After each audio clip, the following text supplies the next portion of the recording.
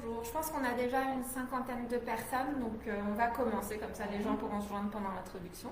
Donc bienvenue à ce Facebook en direct, c'est notre événement mensuel pour vous parler des sujets qui intéressent les personnes vivant avec un trouble neurocognitif et leurs proches. Et aujourd'hui je suis avec ma collègue Michèle Dola, qui est notre conseillère premier lien à la Fédération québécoise des sociétés Alzheimer et qui est également ergothérapeute. Et donc on fait ce Facebook en direct à l'occasion de octobre, le mois de l'ergothérapie, et on va aborder le sujet de comment l'ergothérapie peut aider lorsqu'on vit avec un trouble neurocognitif ou qu'on a un proche qui est touché par la maladie d'Alzheimer, et comment l'ergothérapie peut nous aider à adapter la vie quotidienne et aussi à favoriser l'autonomie.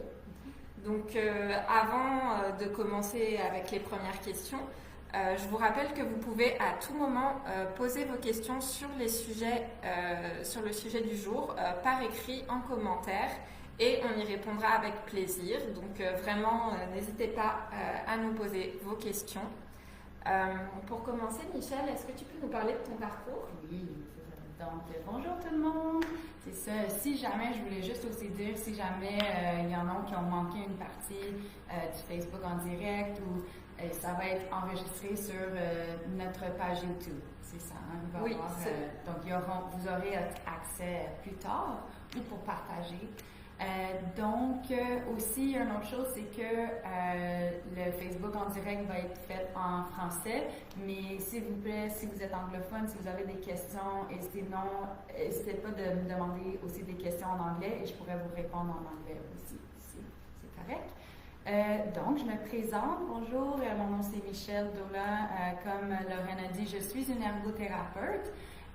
Et tout récemment, j'ai fait la transition où est-ce que je travaille pour la Fédération québécoise des sociétés Alzheimer dans le cadre d'être une conseillère premier lien que je vais peut-être expliquer un peu plus tard aussi pour vraiment faire la distinction des deux. Mon parcours, en fait, j'ai été à l'Université de Concordia puis j'ai fait une bachelière en psychologie et neurosciences.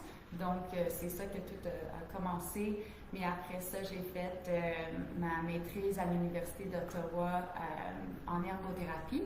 Donc, pour devenir une ergo, il faut maintenant absolument avoir la maîtrise de 2 ans. Donc, là, par après, j'ai travaillé un peu en privé, dans une clinique privée où est-ce qu'on fait plus le retour au travail avec surtout des clients du CNE-SST ou de la SAQ. Après ça, j'ai travaillé quelques années à l'hôpital de la Salle en réadaptation intensive, plutôt avec des personnes âgées. C'est des adultes, mais on avait quand même des clients ou des patients qui pouvaient avoir un trouble neurocognitif et vraiment dans la réadaptation pour eux. Donc, ça, j'ai passé un beau 3-4 ans avec ma chère team. Puis, comme j'ai dit, là, maintenant, je travaille pour la Fédération. Pour faire la distinction, vous allez voir que je suis une conseillère premier lien, mais ça, c'est toute la promotion qu'on fait pour le premier lien. C'est que n'importe qui peut appeler la Fédération. On a un numéro, la ligne mémoire qu'on va partager. Vous pouvez appeler, puis en fait, c'est moi qui vais répondre à vos questions. Je peux offrir du soutien, mais vraiment, le but ultime, c'est de vous rediriger vers vos sociétés Alzheimer régionales qui vont vraiment être capables de vous accueillir, d'offrir du soutien. Il y a des formations, il y a des groupes. Donc, ça aussi, je vais partager les informations. Et de l'autre côté, je suis une ergothérapeute, mais quand vous appelez à notre ligne, je n'offre pas de service en ergothérapie. C'est vraiment ça. Je vais expliquer c'est un peu quoi, puis pourquoi il faut vraiment faire la distinction entre les deux. Donc, c'est un peu ça mon parcours. Fantastique. Donc, Michèle, c'est quoi l'ergothérapie, le sujet du jour? The big question, mais c'est ça. On dirait que malheureusement, on dit encore des fois que l'ergothérapie est un domaine méconnu. Un peu dans notre système, c'est vrai qu'on fait de plus en plus de la promotion, puis les gens le connaissent mieux. Mais c'est quoi l'ergothérapie? Pourquoi j'ai eu une référence d'une ergothérapeute? Donc, je vais expliquer ça.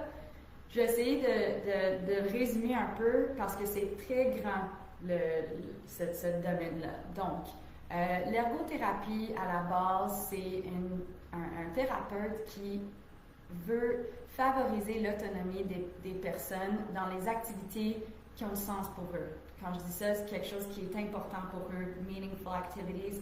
Donc, quand on dit favoriser l'autonomie ou de leur permettre de participer dans leurs activités quotidiennes, ça aussi, peut-être, ça a l'air un peu large, puis on ne sait pas exactement qu'est-ce qu'ils font. Bien, en fait, les ergothérapeutes peuvent travailler avec la population des nouveau-nés jusqu'à les soins de fin de vie. Donc, notre rôle, mais pas notre rôle, mais la façon de faire peut vraiment différencier entre les différentes populations, les différents groupes d'âge. On peut travailler avec les enfants, donc peut-être plusieurs ou certaines personnes me disent, tu sais, je sais c'est quoi un ergo parce que j'avais un ergo pour mon enfant, pour leur aider à participer à l'école, la motricité, certaines activités, mais aujourd'hui, je vais vraiment focuser sur avec les personnes un peu plus âgées ou les adultes ou certainement ceux qui vivent avec des troubles neurocognitifs. Donc, je peux aller des heures et des heures là-dessus, mais vraiment, si je résume ça avec ces personnes-là, c'est qu'on travaille les activités de la vie quotidienne. Donc, ça peut être favoriser l'autonomie dans l'habillage, l'hygiène, les activités qui sont importantes pour eux, ou les activités de la vie domestique, donc toutes les tâches qui sont un peu plus complexes. Si quelqu'un a de la misère à vivre seul ou veut promouvoir leur autonomie à la maison, bien, il faut être capable de soit cuisiner, faire de l'entretien. Donc, on travaille un peu là-dedans pour que la personne soit le plus autonome et sécuritaire possible. Puis, après ça, je vais quand même rentrer là-dedans un peu plus dans tout le côté évaluation, dépistage cognitif, toutes les autres sphères dans lesquelles on peut travailler.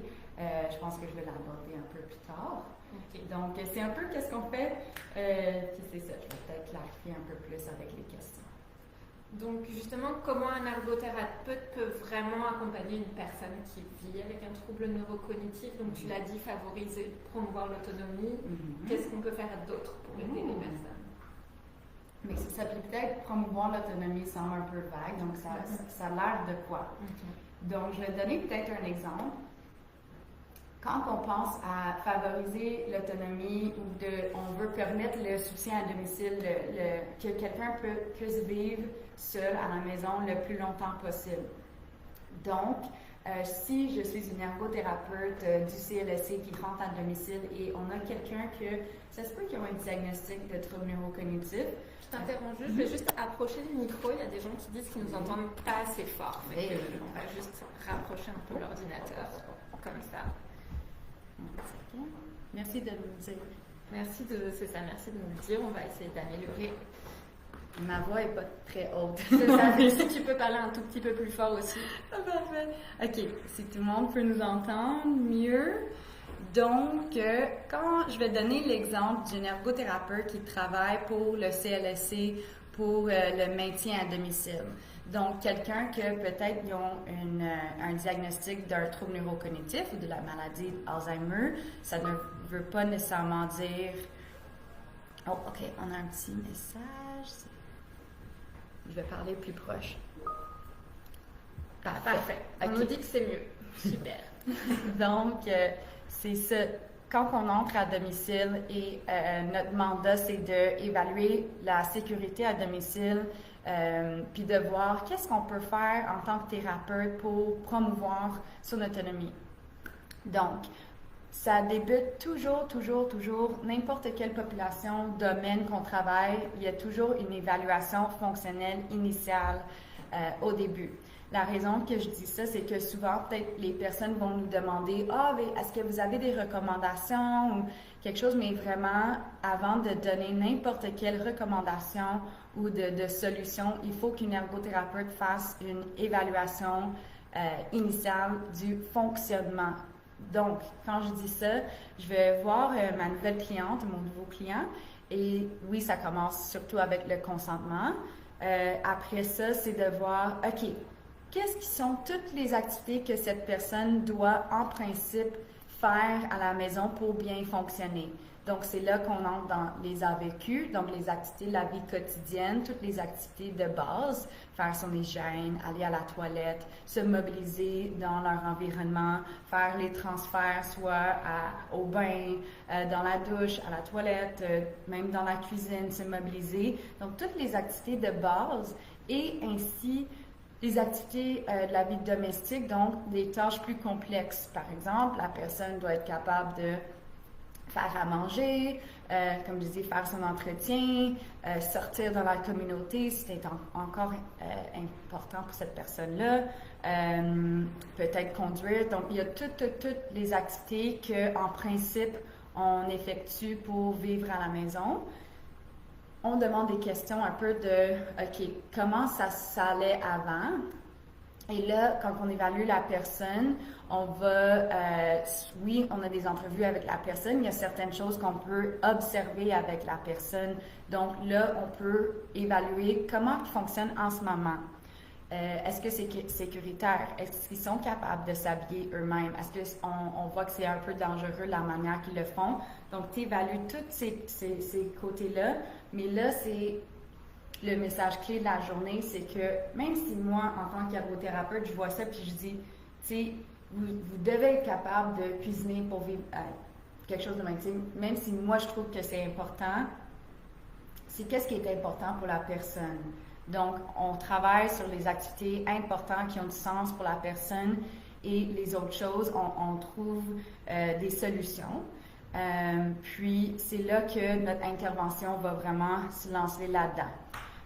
Par exemple, on fait l'évaluation de leur capacité à faire son hygiène personnelle. J'ai mon client qui dit, tu sais, moi, je fais bain éponge à chaque jour. Moi, je veux pas entrer dans ma douche. C'est pas quelque chose que je veux. OK? Mais moi, dans ma tête, peut-être, je dirais, tu sais, personnellement, tu sais, une bain éponge, c'est pas assez de le faire à la mitaine. Mais dis-moi, ça fait 15 ans que peut-être pas 15, mais tu sais, ça fait 5 ans que je le fais de même. Là, premièrement, il faut se mettre dans les pieds de la personne. Ça ne veut pas dire que s'ils disent non, je ne le fais pas, qu'on laisse ça là puis on ne l'adresse pas. Non. Mais on peut quand même, notre rôle en tant qu'ergo, c'est de discuter avec la personne, bien comprendre les raisons pourquoi. Ça se peut qu'ils ont déjà tombé dans leur douche puis ça a été vraiment, tu sais, ça leur fait vraiment, vraiment peur. Donc, ça leur donne beaucoup d'anxiété. Mon rôle aussi, c'est d'expliquer, une ergothérapeute peut adapter toute la salle de bain pour que les transferts, les déplacements, les activités sont plus sécuritaires. Et je peux leur expliquer, tu sais, peut-être des options, ça se fait de mettre un banc dans la douche, un banc qui est assez long, donc vous n'avez pas besoin d'enjamber le seuil, tu sais, c'est des choses, des barres au mur. On peut expliquer notre rôle, mais toujours en fin compte quand la personne comprend à quoi ça, tout le contexte, mais s'il dit, mais moi, je veux continuer de faire mon bain éponge, on respecte les souhaits de la personne. Donc, c'est un exemple d'une des activités, il y en a plusieurs. Et après ça, comme je dis, tout ça fait partie de notre analyse de quelle activité on va vraiment adresser ou faire soit de la réadaptation pour qu'ils soient capables de l'effectuer, de l'adaptation de l'environnement ou adapter la tâche pour qu'ils participent, mais peut-être d'une différente manière. Puis des fois, ça se peut qu'on change de « OK, le bain est vraiment, vraiment trop dangereux. On va vous montrer des manières de faire votre bain éponge de façon sécuritaire, de façon que vous êtes satisfait. » Encore une fois, c'est juste un exemple, mais on peut adresser beaucoup d'activités à domicile. Puis là, après, comme je dis, quelqu'un qui a un trouble neurocognitif, juste parce qu'ils ont un diagnostic, ça ne veut pas dire qu'ils ne peuvent pas vivre seul à domicile. Il faut vraiment qu'on comprenne ça, puis qu'il faut vraiment traiter la personne comme une personne entière. Et les ergothérapeutes, c'est un peu ça qu'on fait. T'sais. Oui, on évalue les activités, mais on a aussi une partie de notre rôle, c'est l'évaluation cognitive. On ne donne pas de diagnostic. Okay? Les ergothérapeutes ne donnent pas de diagnostic. On peut faire les fameux tests de MoCA, c'est des tests standardisés, qu'on dit formels, qui va peut-être identifier les côtés de la cognition qu'on a plus de difficultés. Mais moi, personnellement, ce que je ferais avec la personne à domicile, c'est de voir, en faisant l'activité, on peut retirer tellement d'informations sur la cognition. Donc, c'est une évaluation plus informelle. Donc, on regarde leur attention, on regarde la résolution de problèmes, la concentration, la mémoire. Donc, il y a plein de choses qu'on peut voir. Puis, le rôle de l'ergothérapeute, c'est évaluer l'impact de l'état cognitif sur leur fonctionnement. OK?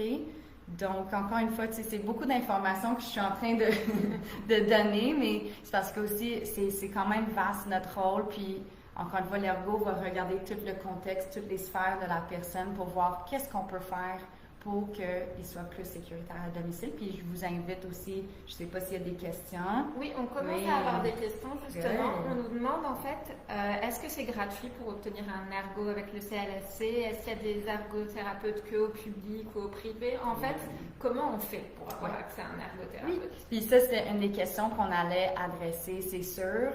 Je dirais juste, peut-être dans le plus grand contexte, qu'il y a quand même, je pense qu'encore aujourd'hui, il y a une pénurie d'ergothérapeutes.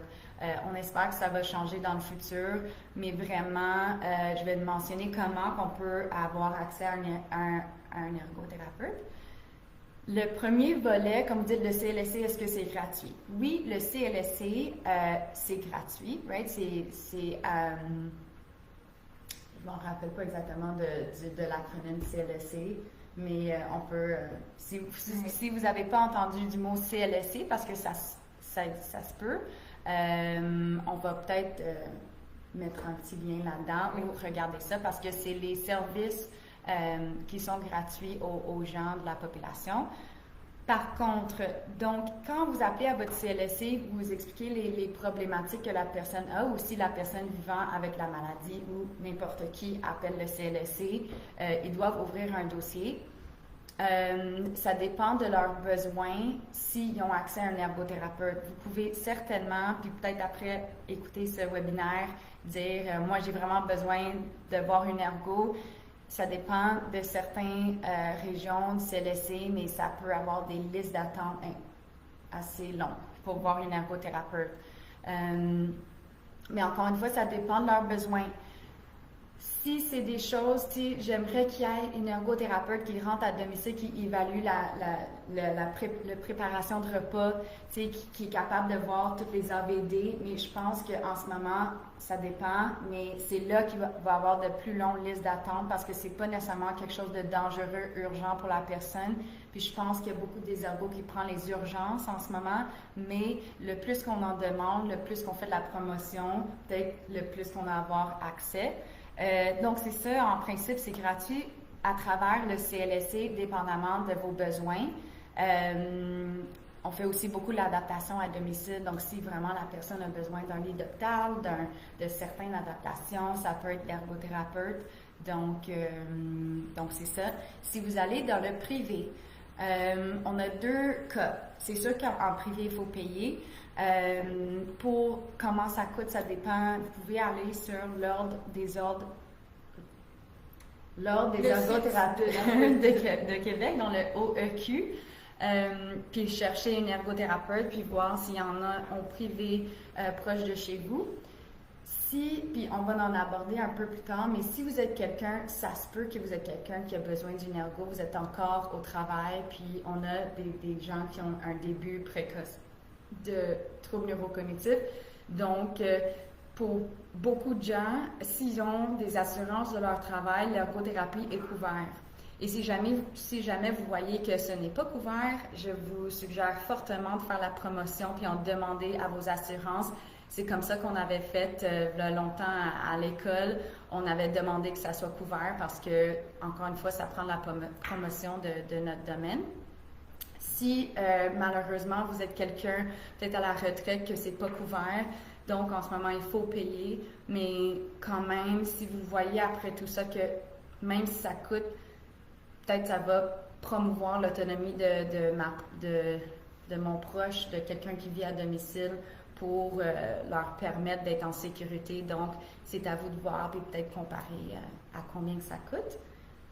Sinon, l'autre fois que vous allez avoir accès à un ergothérapeute serait si malheureusement vous êtes hospitalisé, donc soit aux soins aigus ou il faut avoir des ergothérapeutes qui donnent des évaluations et en fin de compte, comme par exemple pour moi, je travaillais en réadaptation, donc les clients ou les patients qui étaient transférés à notre niveau de réadaptation ou on l'appelle aussi des lits post-aigus, il y avait accès à une ergothérapeute qui faisait de la réadaptation et c'est sûr que ça aussi c'est gratuit parce que vous êtes à l'hôpital. Donc, c'est un peu là qu'on voit des ergothérapeutes ou encore si c'est des cliniques privées, vous pouvez regarder à vos cliniques privées si ça vaut la peine d'avoir quelqu'un que vous allez voir. Ça aussi, c'est sûr qu'il peut y avoir des frais. Mais c'est un peu ça. Parfait. Ça répond bien à la question, je pense. Est-ce que tu peux nous donner un exemple d'intervention concrète que toi, tu as pu réaliser avec des personnes qui vivaient avec un trouble neurocognitif? Oui. J'aimerais j'essaie de penser à la meilleure, un bon exemple. J'ai quelques-uns. Je vais passer à l'évaluation à la cuisine. OK? Parce que je vais me lancer un peu dans le message de est-ce que les ergothérapeutes ont fait de la réadaptation, qu'on fait de la réadaptation pour être capable d'effectuer la tâche. On fait de l'adaptation, donc avec des adaptations physiques de l'environnement ou adapter la tâche pour que la personne puisse l'accomplir, versus la compensation, qui n'est pas complètement mauvais, c'est que des fois on va utiliser des manières de compenser pour les besoins de la personne, mais c'est pour ça que je veux donner un peu mon exemple. Techniquement, en utilisant la compensation, de compenser pour les besoins parce qu'on a peur que la personne est pas capable de le faire, mais on est en train d'enlever un peu son autonomie. Donc, à l'hôpital, on faisait des évaluations à la cuisine parce que, OK, la personne maintenant est mobile, ils ont fait des beaux efforts, puis là, on voit qu'ils peuvent se déplacer de façon autonome, mais on a quelques petits qu'on est comme pas trop sûr, comme est-ce que je peux envisager cette personne en train de cuisiner à la maison de façon autonome, parce que peut-être on sait qu'ils ont soit un diagnostic d'un trouble neurocognitif léger ou qu'on a quand même observé certaines choses qui nous donnent des red flags un peu. Mais tout ça étant dit, on a besoin du consentement de la personne, c'est sûr et certain. Puis, mon rôle, c'était OK, j'entre en contact avec mon client et je lui explique un peu pourquoi est-ce que je fais cette évaluation-là, pour qu'ils se sentent en sécurité, puis c'est pas parce que je fais l'évaluation pour leur critiquer, puis dire vous pouvez pas retourner chez vous parce que vous cuisinez, c'est trop dangereux. C'est vraiment d'observer les capacités de la personne. Donc, ce que je vais faire, j'explique le rôle, qu'est-ce qu'on va faire, c'est peut-être, on va cuire un œuf et faire des toasts et un café. Donc là, je vais être dans la salle avec eux, je vais leur expliquer quoi faire. Et après ça, comme j'ai mentionné avant, je vais expliquer je vais observer les capacités physiques, l'équilibre, toute capacité physique, les capacités cognitives, donc l'impact du cognition sur leur fonctionnement. Puis après ça, je regarde tout le contexte. Donc, la personne qui cuisinait toujours dans le four, ils utilisaient le four.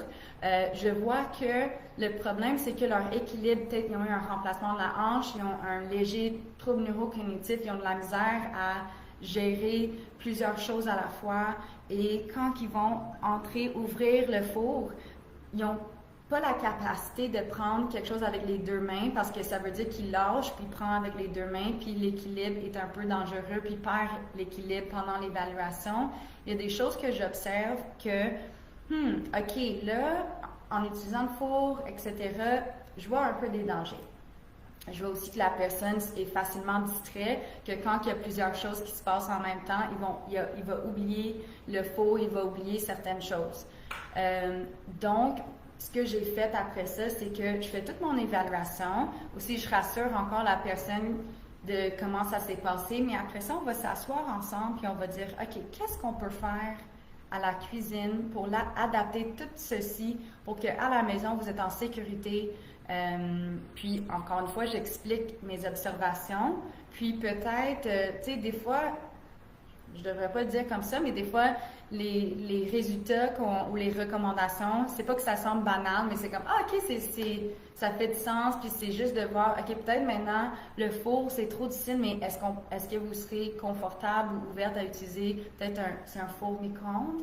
Le petit, c'est de mettre un four micro-ondes, c'est de s'assurer que vous avez bien le timer pour vous aviser quand il faut débrancher ou fermer le poêle. La cuisinière. Oui, la cuisinière.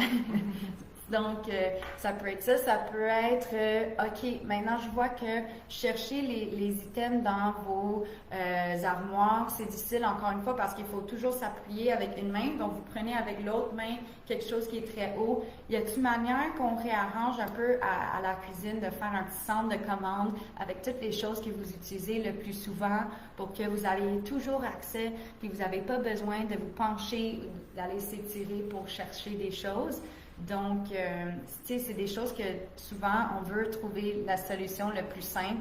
C'est pas de compliqué de changer tout à la cuisine pour que, là, ils reviennent, c'est complètement nouveau, c'est de regarder les choses simples. Le micro-ondes, par exemple, je faisais ça assez souvent à l'hôpital, puis des fois, on voyait exploser certains aliments. On faisait souvent du gruau et j'ai jamais oublié, mais la personne avait mis le gruau trop longtemps. Vraiment, je savais comme si on le met comme ça va exploser. Donc, ça a explosé dans le micro-ondes. Mais j'observe, tu sais, puis je vois leur réaction, puis il n'y avait pas vraiment eu de réaction. OK, là, il l'ouvre, puis c'est partout. Je leur regarde, mais je donne pas d'indice. Puis je dis, OK. Puis, d'habitude, tu sais, notre réaction, ça serait de comme, oh, OK, puis on va le laver, ou on va, mais elle a juste fermé la porte, et d'en aller. Fait que, tu sais, il y a des choses qu'on peut observer. Donc, OK, je vois que peut-être le micro-ondes, c'est rendu un peu dangereux, mais encore une fois, c'est ne pas aller directement dans la compensation, puis dire, c'est pas trop lent, et en plus dans la cuisine, c'est qu'est-ce qu'on peut faire pour adapter un peu de tout, rendre la tâche un peu plus, pas facile, mais en lien avec leur capacité. Puis oui, peut-être une fois par jour, tu sais, on va dire, vous avez bien fait, mais tu sais, je vois aussi que ça prend beaucoup de votre énergie pour cuisiner. Est-ce que vous serez ouverte d'avoir, peut-être à pas trop long, une fois par jour pour avoir un bon repas le soir, parce que je sais que le soir, vous êtes plus fatigué, donc, mais matin, vous faites votre petit déjeuner, votre dîner, donc la personne est encore, ils participent quand même, puis ils gardent leur capacité le plus longtemps possible. Mais encore une fois, c'est toujours avec le consentement de la personne. On ne peut pas forcer des gens à suivre nos recommandations non plus. Donc, c'est quelque chose que dans la promotion de l'ergothérapie, puis ceux qui écoutent, c'est juste de savoir que de bien connaître leur rôle et de savoir que même si la personne n'est pas nécessairement d'accord, on fait de la sensibilisation, mais à la fin de la journée, c'est eux qui rentrent à la maison, puis c'est eux qui prennent leurs propres décisions. Donc, c'est un peu ça. On a une question de Véronique. En fait, elle nous explique que sa mère, elle a des bons et des mauvais jours, entre guillemets, avec sa mémoire. Donc, il y a des jours où elle sonne dans son condo et il y a des jours où elle se rappelle où sont les choses. Puis, il y a des jours où elle ne se rappelle plus, elle pleure. Donc, comment Véronique peut l'aider en tant que proche aidante aussi? Est-ce que c'est un bon moment pour voir une ergothérapeute à ce stade? Mais si je fais vraiment de la promotion de l'ergothérapie, c'est toujours un bon moment de voir une ergothérapeute, tu sais, mais je dirais que oui, parce que il y a des fluctuations dans l'état. Donc, ça aussi, tu sais, des fois, quand une ergothérapeute va entrer puis faire une évaluation, si c'est une bonne journée pour la personne, puis on dit, OK, mais je comprends pas c'était quoi les problèmes, mais il faut prendre en compte qu'il y a des fluctuations. C'est là que les proches aidants, la famille ou ceux qui connaissent bien la personne sont très impliqués, puis on écoute un peu les deux, on écoute le côté de tout le monde. Donc, oui, parce qu'une ergothérapeute peut vraiment identifier à domicile, par exemple, qu'est-ce qui serait encore une fois, les recommandations qu'on peut mettre en place? Mais spécifiquement, par exemple, pour votre mère, c'est-tu une manière de réarranger un peu l'environnement pour que même les journées quand elle oublie de quoi, est-ce qu'il y a des indices visuels qui vont lui faire se rappeler? Donc, des fois, c'est réarrangé, des fois, c'est l'ergothérapeute peut faire un peu, pas la promotion, mais de mettre en place des routines. Parce que ce qu'on sait souvent avec les personnes qui vivent avec un trouble neurocognitif, la meilleure chose qu'on peut faire, si c'est possible, c'est de mettre en place des routines que ça se répète, pas que ça se répète à chaque jour, mais certaines choses que oui, pour que même les journées qu'elle oublie plus, elle sait à quoi s'attendre, puis c'est la même routine, puis on le favorise le plus possible. Donc ça, c'est comme des recommandations, mais encore une fois, pour votre mère, oui, une ergothérapeute peut aider à regarder tout le contexte. Et après ça, comme j'ai dit, ça prend vraiment l'évaluation de cette personne-là, de son fonctionnement pour bien savoir comment est-ce qu'on peut adapter les tâches, l'environnement et trouver peut-être quelques affaires de compensation pour que votre mère peut vivre à domicile de façon sécuritaire. Et comme vous dites, si elle pleure beaucoup, elle a son côté émotionnel, c'est quelque chose qu'on regarde aussi. Encore une fois, on ne fait pas de diagnostic, mais de savoir, OK, mais c'est à quel moment qu'elle pleure plus? C'est quoi l'élément qui trigger un peu cette émotion-là? Puis voir comment une routine qui change un peu pourrait bien la supporter, lui donner du soutien. OK? Et justement, est-ce qu'un ergothérapeute, ça peut aussi aider la personne proche aidante? Oui, ben oui, ben oui.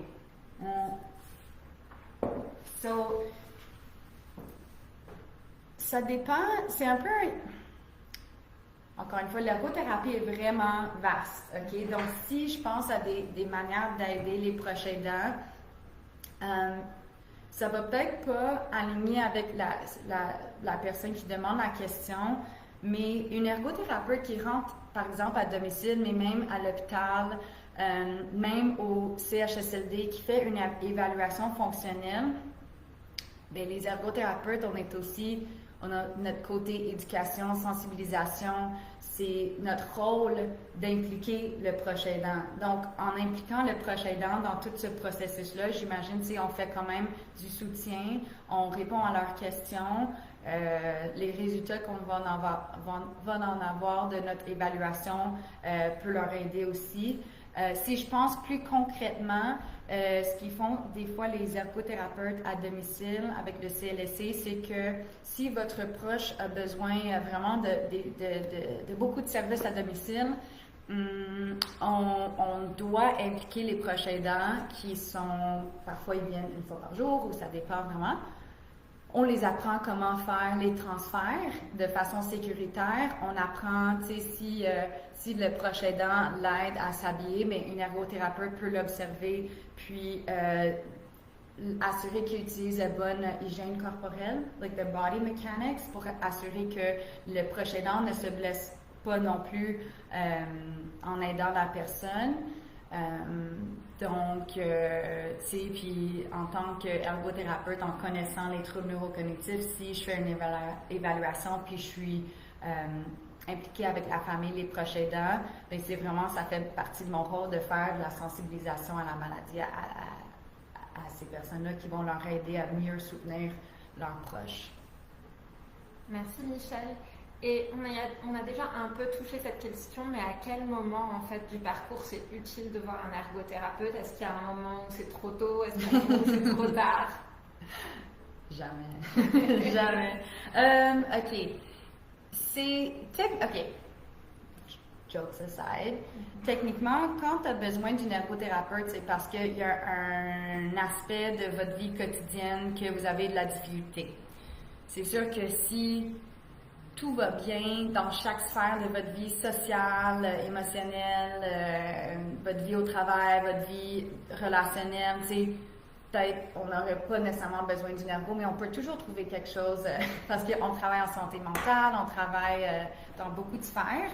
Mais si on se fie, je vais parler plutôt des troubles neurocognitifs, je vais peut-être donner l'exemple des troubles précoces. Est-ce que c'était déjà... OK, je vais utiliser ça. Ça fait partie de... OK. Donc, ça va faire partie de comment je vais répondre. Quelqu'un, par exemple, on a un groupe de personnes qui peuvent développer des troubles neurocognitifs à début précoce. Donc, c'est sous l'âge de 65. Donc, c'est peut-être quelqu'un qui est au travail, qui commence à réaliser qu'il y a certaines difficultés de concentration, il y a certaines difficultés à gérer des choses qu'il faisait à chaque jour qui étaient quand même habituelles. Donc, il commence à avoir certains signes, mais ce qu'on fait peut-être inconsciemment, c'est, on est comme non, c'est correct, puis on compense, puis peut-être on va dire à personne, puis on continue, on essaie pas de le cacher, mais c'est juste parce que c'est très épeurant de dire, est-ce qu'il y a quelque chose vraiment qui se passe en ce moment? Donc, on laisse ça, à un moment donné, on laisse ça peut-être un peu trop longtemps, puis là, il y a plus de problèmes. Puis peut-être là, ça va de la personne travaille, puis après ça, il doit vraiment arrêter le travail complètement. L'ergothérapeute pourrait en principe intervenir vraiment plus tôt pour voir l'évaluation de la personne en fonction de leur travail. Donc, on observe puis on demande à la personne c'est quoi toutes les tâches de travail que vous avez à faire. Après ça, comment est-ce que vous fonctionnez dans chacun de ces tâches. Puis on identifie un peu les lacunes, les places qu'il faut en travailler. Puis après ça, une ergothérapeute peut adapter les tâches de travail aussi. Voir, tu sais, juste des trucs et astuces pour la mémoire, pour s'aider, que peut-être on n'utilisait pas avant parce qu'on n'avait pas besoin, mais on a le droit de s'aider de cette manière-là. Donc, les ergothérapeutes font des évaluations d'eux-mêmes et on peut faire une évaluation de dépistage de troubles neurocognitifs seulement, encore une fois, pas pour faire de diagnostic, c'est de vraiment regarder la cognition en lien avec le fonctionnement. Après ça, peut-être le rôle de l'ergo, c'est de voir, OK, tu sais quoi, avec la charge mentale, puis qu'est-ce que vous vivez en ce moment, peut-être qu'il faut faire un horaire adapté si le job est capable de l'offrir. Il devrait. Mais c'est vraiment là, adapter les tâches, adapter l'horaire occupationnel. Donc, l'ergo peut intervenir assez précocement au début. Oui. Puis si on pense aussi des personnes après l'âge de 65 ans, les troubles neurocognitifs, puis on est vraiment dans le début, bien oui, une ergothérapeute pourrait aider s'il y a certaines choses qu'on a des difficultés de voir, comment est-ce qu'on peut bien soutenir notre mémoire, les trucs, comment est-ce qu'on peut arranger la maison pour que la personne puisse vivre et mettre des routines et mettre certaines choses en place avant que la maladie progresse. Donc, oui. Et après ça, même, je voulais juste mentionner on a encore du temps. Aussi mentionner, si on parle jusqu'à la fin, c'est jamais trop tard parce que même si c'est très loin dans la maladie et la personne vit à domicile, bien, l'ergothérapeute doit évaluer est-ce que leur milieu de vie correspond à leurs besoins actuels. Puis, dans cette évaluation, ça se peut que on voit, OK, on a vraiment tout essayé, on a mis des services en place, on a adapté le domicile, on a tout fait, mais là, on voit que vraiment la personne, c'est trop dangereux qu'il reste à domicile. Ça arrive, tu sais, c'est correct aussi, puis c'est dur parfois pour la personne, ça peut être très dur pour la personne. L'ergothérapeute est impliqué là-dedans dans la transition de milieu de vie à domicile ou en hébergement. Puis là, quand ils sont en hébergement, même si on est très, très, très loin dans la maladie, on va voir peut-être des comportements réactifs. En anglais, c'est des responsive behaviors. Donc, les ergothérapeutes font des évaluations pour voir, mais pourquoi cette personne est si agitée à certains moments de la journée. Donc, on fait des évaluations pour voir comment on peut soutenir ou intervenir pour que la personne a moins ou pas de moins de ces réactions-là, mais de ajuster, de soutenir cette personne-là.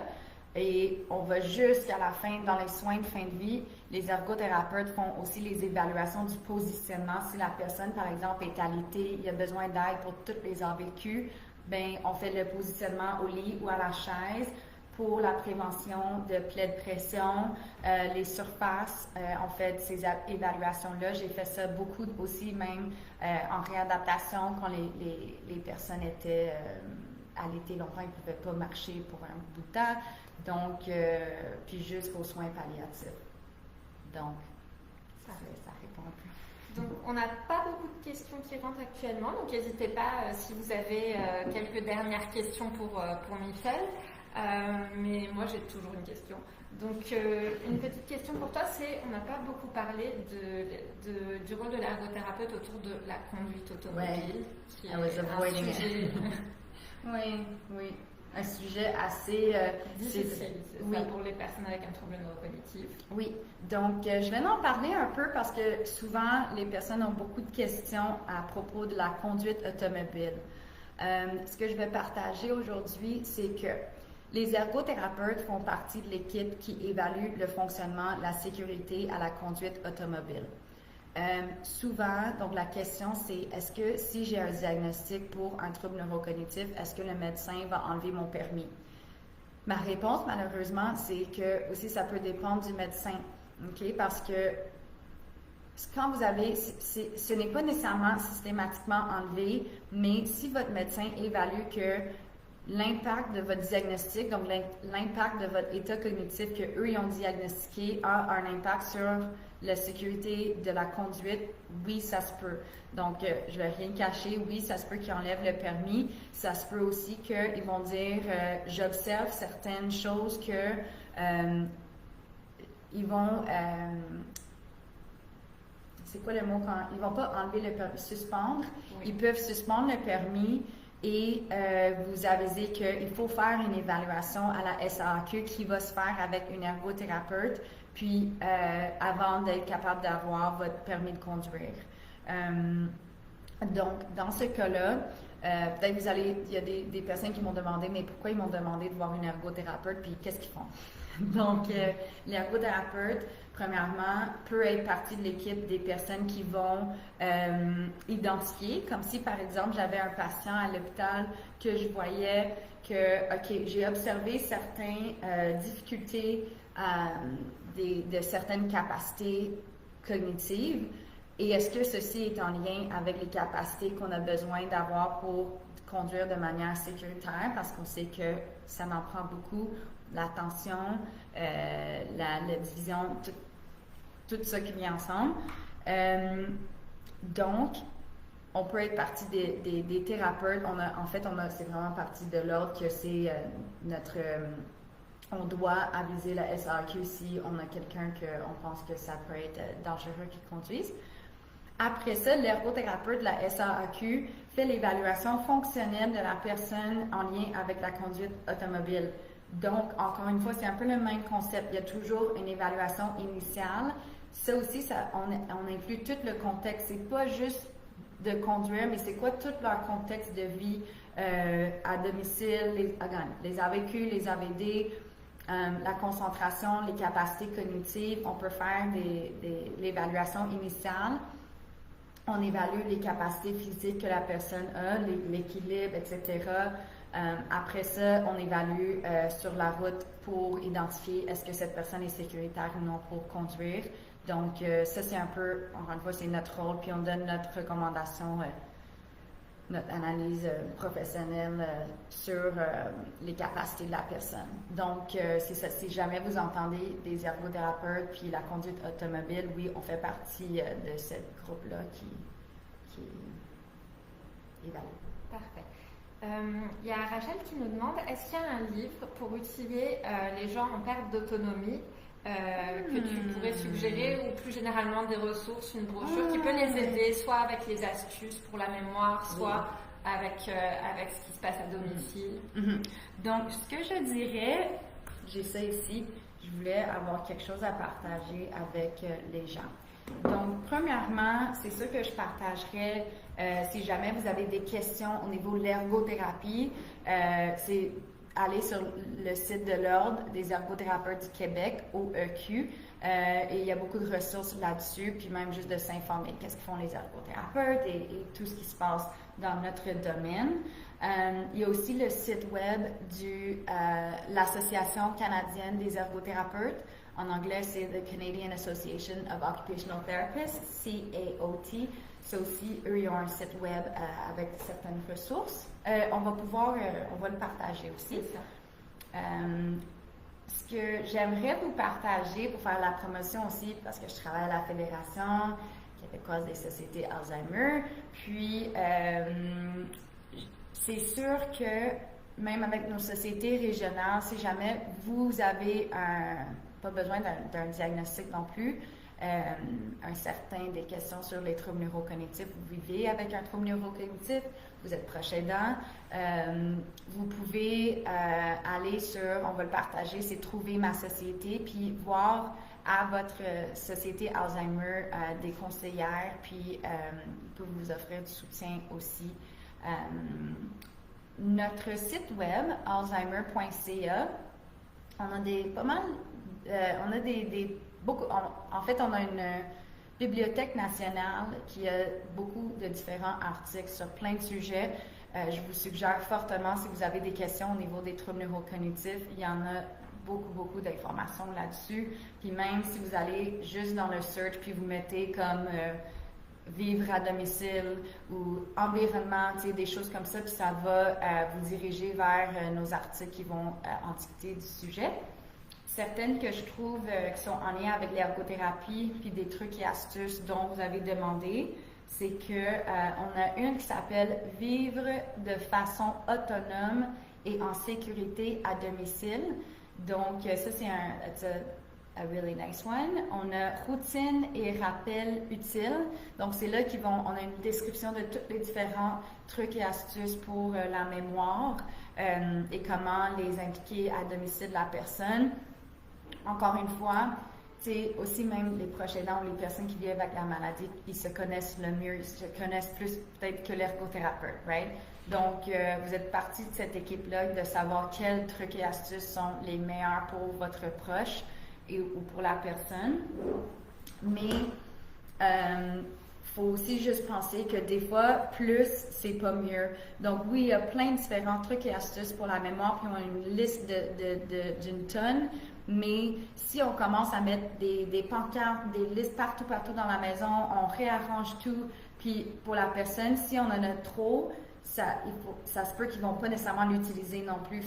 C'est pour ça que d'un côté, l'évaluation du ergothérapeute, c'est le meilleur à faire pour vraiment identifier les meilleures choses à impliquer pour promouvoir l'autonomie. Mais, comme on sait, on n'a pas toujours accès, donc il y a une liste de différentes choses qu'on peut faire pour la personne. Puis après ça, il y en a une aussi qui s'appelle « Sécuriser votre environnement » qui est très bien aussi. Qu'est-ce qu'on peut faire à domicile pour promouvoir la sécurité aussi? Enlever les tapis, avoir assez de lumière, même le soir, pour la personne. Donc, il y a plein de choses qu'on peut faire. Des adaptations à la salle de bain, des adaptations, des ridelles au lit, plein de choses comme ça. Encore une fois, de tout adapter puis d'en mettre trop, c'est pas nécessairement toujours la meilleure chose non plus. Fait que c'est bien d'avoir les recommandations du ergothérapeute, mais c'est là qu'on a quelques ressources que j'ai trouvées très intéressantes. Merci. On a une dernière question. On nous demande combien ça coûte une évaluation par une ergothérapeute et combien de temps ça dure? C'est une très bonne question, mais encore une fois, ça dépend vraiment. Comme on a dit, quand c'est à travers du CLSC, c'est gratuit. Mais il peut y avoir vraiment des listes d'attente, puis des fois, les ergothérapeutes interviennent plutôt, pas nécessairement au début de la maladie non plus. Donc, CLSC, c'est gratuit. En privé, ça dépend. Ça dépend si vous voyez la personne dans une clinique, que vous allez les voir, puis ils font une évaluation. Mais si c'est quelqu'un qui vient à domicile, peut-être ça peut changer le prix aussi. Donc, je ne peux pas nécessairement donner de numéro exact, mais peut-être ce que je suggérais, c'est que si vous en cherchez, de comparer différents prix d'ergothérapeutes privés pour s'assurer peut-être que vous êtes dans la bonne ligne de prix. Et combien de temps? C'est ça, combien de temps ça prend l'évaluation? Ça dépend aussi, mais en principe, l'évaluation initiale devrait prendre assez de temps. Tu sais, c'est pas... Ah, ça dépend, OK? Ça dépend vraiment. Mais si je suis quelqu'un qui vient à domicile puis je suis en train de tout regarder, les AVQ, les AVD, la préparation de repas, plein de choses, ça prend pas 1 heure nécessairement non plus. Right? Ça peut prendre du temps, ça peut prendre 3 heures, 4 heures, ça peut prendre, des fois peut-être l'ergothérapeute va le séparer sur d'autres jours parce que, OK, aujourd'hui, on va faire plus les AVQ. De la prochaine fois, quand je vais venir, ça va être plus les activités plus complexes. Donc, c'est pas vraiment spécifique comme question, mais oui, ça prend un peu de temps. Puis après ça, si c'est une ergo qui va faire l'évaluation, puis après la réadaptation, en principe, une évaluation initiale va prendre, comme ça peut prendre quelques heures, ou 3-4 heures. Puis après ça, peut-être, ça va être juste des sessions de 1 heure à la fois pour la réadaptation. Ah, on nous demande c'est quoi un AVQ, parce que tu as Oui, mentionné excuse-moi! AVQ, Oui. OK, donc, chaque fois que je mentionne des AVQ, des AVD, l'AVQ, c'est les activités de la vie quotidienne. Ça peut inclure, j'essaie de ne pas en oublier trop. Tiens, je les ai toutes ici. Mais ça commence, c'est comme les activités de base de notre journée. Donc, ça peut être l'hygiène, faire son hygiène, aller à la toilette, s'habiller, se déshabiller. Donc, toutes ces affaires de base. On peut un peu inclure la mobilité, d'être capable de faire son transfert. Moi, j'inclus un peu ça dans les AVQ parce que pour aller à la toilette, il faut être capable de se transférer de la toilette, il faut être capable de sortir de son lit. Donc, tous ces éléments de base.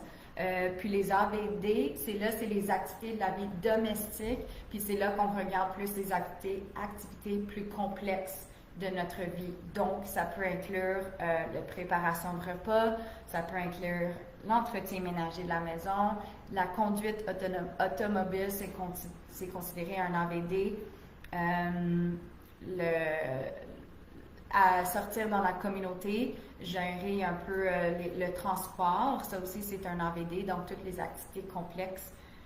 Ce que je dirais, si jamais, il y en a souvent, j'ai des questions sur la progression de la maladie, soit de la maladie Alzheimer ou des troubles neurocognitifs.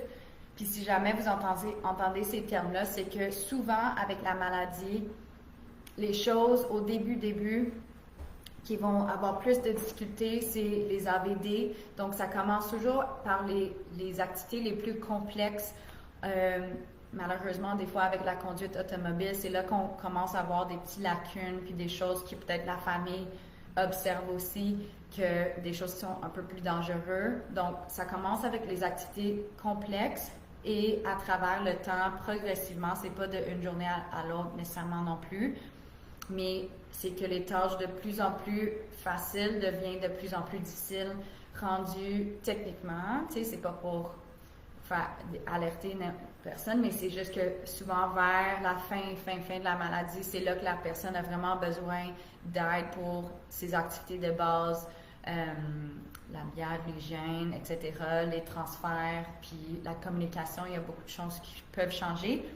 Mais si jamais vous avez des questions à propos de ça, puis vraiment des troubles neurocognitifs, vous pouvez m'appeler au numéro de la 1888 mémoire. C'est ça,